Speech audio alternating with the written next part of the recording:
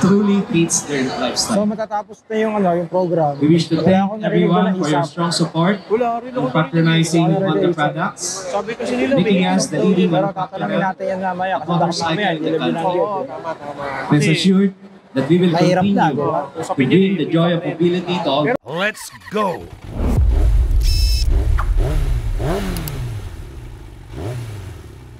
Pertemuan mengenai masalah rangka ISAF yang kini menjadi sorotan.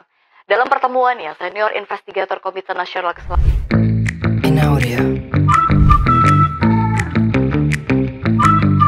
Good day, another vlog na naman tayo. Ayan, nakatapos na natin mag-vlog ng motorcycle na features natin dito sa Star Honda. So, a quick update lang nga pala dun sa kung ISAF ba yung frame na ginamit ng Honda sa Honda Beat. So nandun kami nga together with Papa Henry, kasi sa ganitong launching kasi usually niyan kasama na dyan yung pagpapaliwanag ng mga features, materials na ginamit, technology, so forth and so on. And inaantay ko doon yung body frame ng Honda Beat kasi nga controversial itong ISAF sa Indonesia.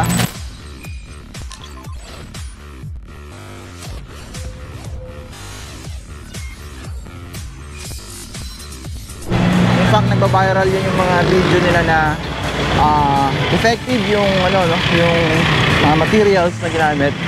So syempre bilang isang nag-vlog, bilang isang curious na tao, tinanong natin yung mismong Honda. Actually, in-approach ko dun yung isa sa technical officer nila, I asked him kung pwedeng i-vlog yung about sa ISAF.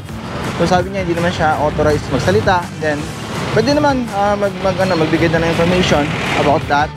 Pero off cam, Pero i-relate ko na lang sa inyo din.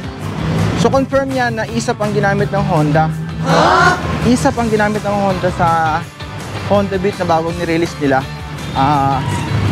Sabi ko naman, aware ba sila sa issue dun sa Indonesia? Yes, they are aware. And then, in terms dun sa sa body build nga pala niya, Honda Philippines ay may sariling factory sa Pilipinas. So, technically, 100% gawang Pilipinas yan or gawang Pinoy, di ba? So, alam naman natin pag gawang Pinoy, di ba? Siyempre, pulido yan. Wow! And then, wala naman talagang masama dun sa ISAF na technology, na-lessen niya yung weight, yung strength, same pa rin, di ba? Pero, challenge tayo ng taga-Honda, mismo taga-Honda na said na name a single incident na may nangyaring aberya dun sa ISAF na body frame na ginamit ng Honda. Tandaan natin na ISAF ay meron yan sa Scoopy, sa Genio, sa Honda Click 125 and 160 o Vario dun sa Indonesia. And syempre, bilang nasa motorcycle industry, wala naman akong ma-recall na may problema sa ISAF, di ba? So kung meron kayong incident or nalalaman na ISAF na defect, comment nyo naman, tag nyo naman ako, di ba? Para ma-relay natin sa Honda. And kudos nga pala sa Honda, sa napaka-successful na launching ng Honda Beat. Ang tatanungin nyo ako kung bibili tayo ng unit na ISAF ang gamit. Well, ako syempre, gawang Pinoy yan sa Honda, diba? And wala namang incident na nangyari na may problema yung ISAF dito sa Pinas. Siguro sa sa Indonesia. And then napansin ko lang dun sa mga may problema dun sa nagbabarrel na defect ng ISAF dun sa Indonesia. Usually, yung location nila ay nasa rural area, dun sa mga ginagamit yung motor sa panghanap buhay. Syempre nga naman, kung hindi appropriate yung weight doon sa pwede mo lang ikarga doon sa motor, talaga naman kahit anong technology pa yan, ibigay talaga, di ba? Kabayo nga, napapagod, di ba? Ano pa yung meta, kung ano lang suggestive na weight lang na pwedeng ikarga sa motor, yun lang. Siguro, papansin ko lang dyan na, yun nga, ginagamit sa panghanap buhay. Kung kakargahan mo nga naman yung sako-sakong mga, di ba, kargamento, ibibigay talaga. So, kahit anong brand pa yan. Pero, syempre, may may theory din naman na yung material na ginamit dun sa pag-welding, no? Especially dun sa may part ng paa, sa may gitna, poor. Saan hindi natin maalis yan? Pero sa Pinas, syempre, iba kasi sa Pinas di ba? Nga tayo pag tayo tumabaho, diba? Kaya nga may quality control, di ba? Iba yun sa Indonesia, sa atin. And highly recommended pa rin na bumili ka ng Honda Beat na nilabas ngayon at iba pang mga ISAF na nilabas ng Honda. So what are your thoughts, ano? Ikaw, bibili ka pa rin ba? Especially, ang ganda ng nilabas ng Honda Beat ngayon, ano? Wow! Talagang goods na goods na. Ito talaga yung ito talaga yung surprise talaga sa event na to. Ang Click 50th edition. And we would like to invite the members of the media and the vloggers to the Central Plaza display.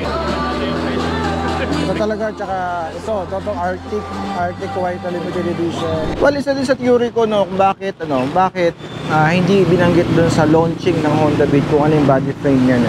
Ito yung, ano ko lang naman to, parang intuition, ano. Na syempre, controversial itong ISAF dun sa ibang bansa. And alam naman natin, no, sa mundo ng internet, maliit na lang ang mundo ngayon.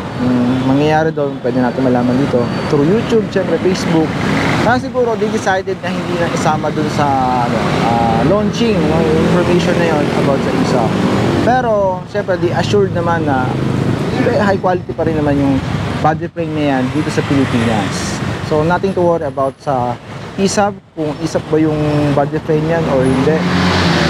Unang-una syempre dapat magkameron ka muna yan para malaman mo. I suggest you buy one para malaman mo, at baka siguro 10 years na issue pa rin yan sa'yo, buo pa rin yung motor mo. Ayun na nga, kinausap natin yung mismong taga Honda, yung Winner X na lagi natin pinag-uusapan sa ating mga vlog.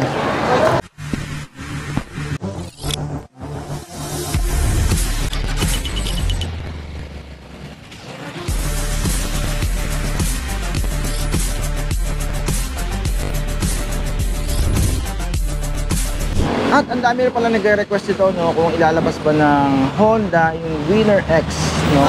So syempre, aware naman tayo dun sa mga comment na sa YouTube channel natin. Kaya syempre tinanong din natin yan. So abangan nyo susunod na vlog natin kung possible ba talagang ilabas ng Honda Philippines yung Winner X dito sa Philippine market. Tinanong ko rin yan. Kaya kapag natin mo, consider subscribe and hit that notification bell para notify ka sa mga official uploads natin. Katulad ng Winner X. Alright? See you in the next video.